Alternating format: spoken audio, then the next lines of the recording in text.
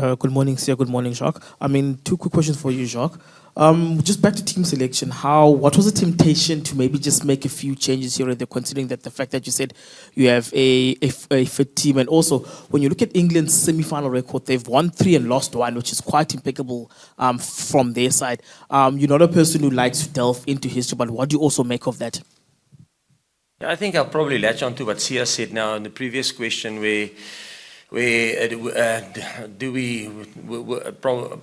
I think probably it was, would we underestimate them and already start thinking about the final? And I think if you do that, I think England went into the previous World Cup semi-final against New Zealand probably being the underdogs as well.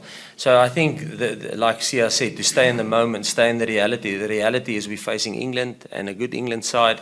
So so we were, and we don't look at history, but I mean, we know that when we were probably, I don't know where we were ranked in 2019, and like Sia said now, any team can beat any team on the day. It's knockout rugby. I mean, this game isn't bigger than the quarterfinal against France, and it's not going to be bigger than the World Cup final. I mean, if you lose this game, you are out.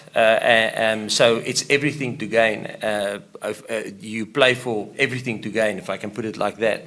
So and then your second part, actually your first question was how to change.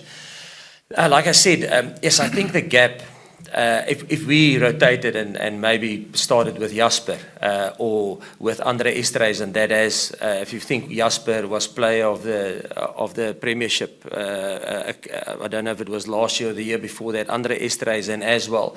So obviously they play against the English players a lot, and they were the top performance in the English league. So obviously you look at things like that, and that's why I think the gap is very small, and Andre and them know it. We're open and honest with him like that. Dukes and the guys who got selected, somebody asked me the other day, are the guys who's not being selected unlucky? No, are they not unlucky? The guys that got selected is not lucky.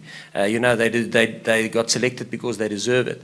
And but I can tell you, there won't be a big difference if Andre or a Jasper or Faf starts, or Lucanio is at 13. There wouldn't have been a big difference, and I don't think a lot of people will raise eyebrows if they were selected. And that's probably the positive of where we are in our squad as a group.